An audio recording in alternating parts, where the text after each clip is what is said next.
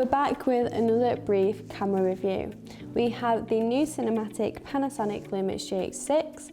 So this calls to all the filmmakers and videographers out there that dream of luxurious and future-rich kits. With all the impressive video functions, Panasonic is gunning for filmmakers in a bid to solidify its reputation within the film industry. Especially filmmakers or creators wanting cinematic material but a compact kit compared to the big and more expensive film cameras. They claim that the GH6 is the most advanced video camera ever, following the very popular GH5 and the GH5 Mark II. Now we will see if that's true in this video.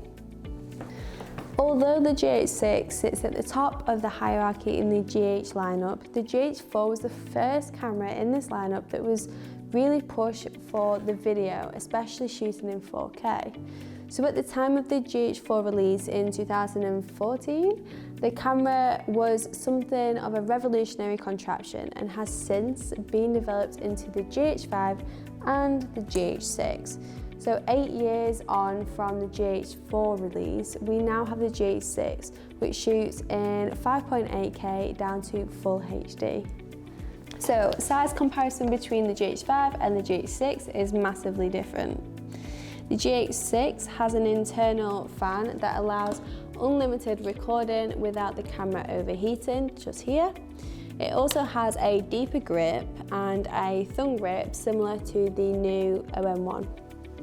So with that being said, they've also improved the button controls around the camera, making it more prominent and easier to use. With the GH6 primarily being a video camera, there's 2 recording buttons, one on top of the camera and a sub button under the GH6 logo on the front. But what about the GH6? What new technology is it bringing to the table? Well, let's start with one of the headline features. It shoots in 5.7K 30p internal recording in ProRes 422HQ and ProRes 422. This is a first for Lumix and is achievable by using a CF Express Type B card. So combining this with the anamorphic shooting modes, enabling you to use the full area of the sensor size, means that the GH6 offers high resolution and higher bit rates than ever before. So this means that filmmakers can create great quality content for a range of uses, including film and TV productions. So the Lumix GH6 also achieves 422 10-bit cinema 4K 60p internal recording, as well as simultaneous output of 422 10-bit cinema 4K 60p over HDMI. Now the high frame rates, including up to 120p at 4K 420 10-bit and up to 240p in full HD, means videographers have loads of creative options available to them when it comes to slow motion scenes and dynamic motion. Overheating can be a major issue shooting high resolution at massive frame rates, but this is solved by having an external fan behind the monitor, and Panasonic guarantee unlimited recording without overheating.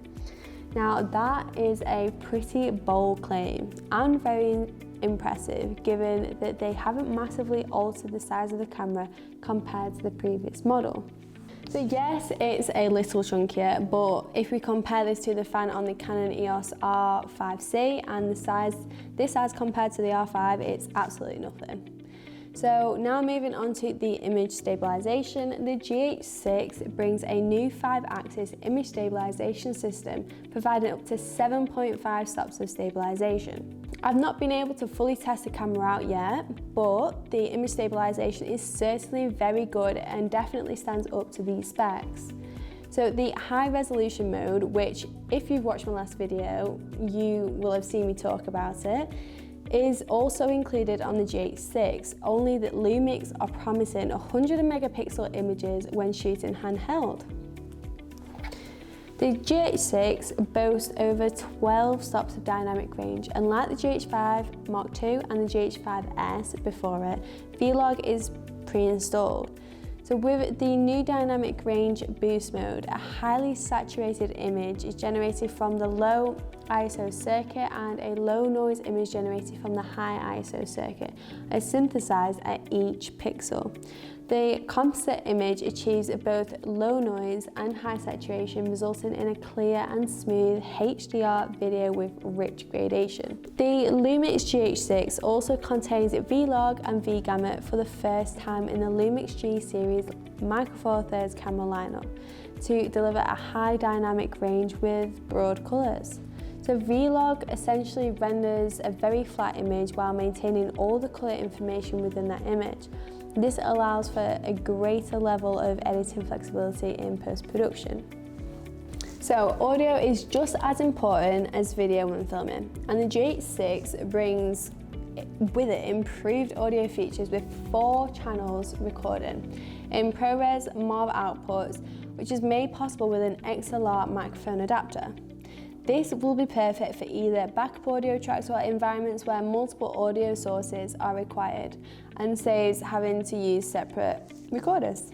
For an external microphone, a 3.5mm stereo jack is also provided. So, practical features for easier workflow. Existing video-specific features remain, such as waveform monitor, zebras, luminance spot meter, frame markers, anamorphic D-squeeze display, a red rec frame indicator, and tally lamps. These have all been developed in response to user requests and really do make filming so much easier. I'm usually filming these videos completely solo, so having as much information as possible to help me get it right the first time is brilliant. Especially the frame marker and the red record indicator in particular. So new to the LUMIX GH6 is the safety zone marker, which shows a guide of 95, 90 or 80% recorded area, while the center marker allows you to choose the type of marker. In the color temperature settings, the Kelvin values can now be displayed on the recording screen. 4K 60p time-lapse videos can also be produced inside the camera with the exposure leveling functions. We've previously seen this on the LUMIX S1 as well. The exposure is automatically adjusted to prevent large changes in brightness between adjacent frames to produce equable time-lapse footage. This is really clever, and although I've not had time to test it out, I'm certainly going to give it a go when I next get my hands on the GH6. Now, moving on to the next generation engine and sensor technology. Panasonic have developed a new 25.2 megapixel live MOS sensor without a low pass filter that boasts high resolution and high speed signal readout that reduces rolling shutter and achieves a wide dynamic range. A brand new processor delivers twice as much processing power and enables high resolution and high frame rate videos without compromise. So this processing power is also put to use to deliver low noise video even in low light. With the new sensor's high readout speed and the new Venus engine's superior processing power, the LUMIX GH6 also delivers AFS burst shooting using the electronic shutter at 75 frames per second with the 25.2 megapixel resolution. The sensor's higher readout speed also minimises rolling shutter distortion and captures images too fast for the naked eye to see. On the back of the camera, you'll find a 3-inch tilt and 3-angle monitor which GH users will be accustomed to. This is marginally smaller than the GH5, presumably so they could fit the fan in without the camera body becoming too big. They seem to share the same big, bright and responsive OLED viewfinder as well. Apart from the slight size differences in the body, you will immediately notice some layout changes. The record buttons, yes, both of them, are red and much easier to spot. The addition of the red button onto the front of the camera is really useful, especially if you're in really awkward angles. So when I took the camera out briefly, I was shooting some material outdoors and I found this sub button was extremely handy when I was shooting it in low angles as demonstrated here. You can also use the standard shutter button when in video mode to start recording as well. So on top of the camera, there's been some layout changes as well. The dial to the right is more prominent and in a more ergonomic place. There's also the addition of an audio info button.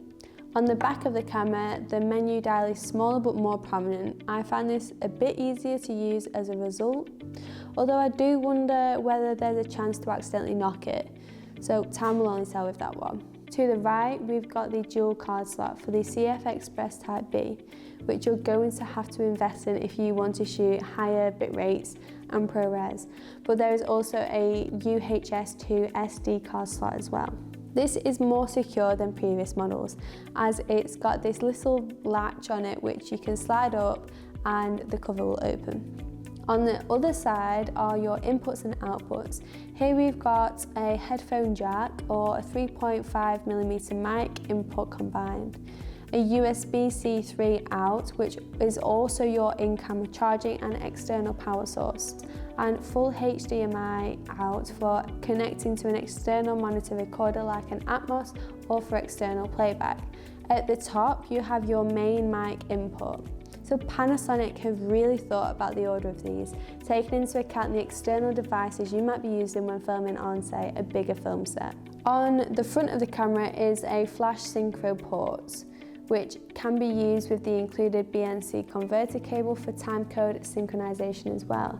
So onto the things that you can't see. The GH6 has been designed to be strong and robust thanks to the magnesium alloy body, and is also splash resistant, though Panasonic won't tell us to what extent, but it's also dust resistant and freeze resistant down to 10 centigrade.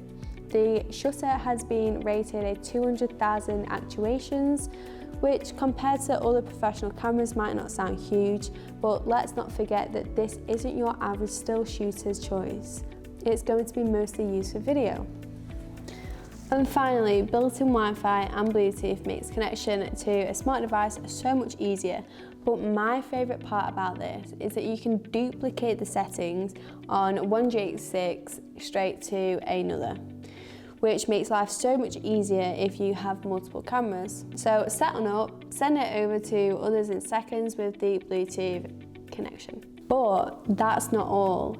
Panasonic have promised a future firmware update that brings even more features. This includes the Cinema 4K ProRes 422HQ ProRes 422, Full HD ProRes 422HQ and ProRes 422, USB SSD direct recording, 4K 120p HDMI video output during live view, and Cinema 4K 120p HDMI raw video data output to an Atmos Ninja V+.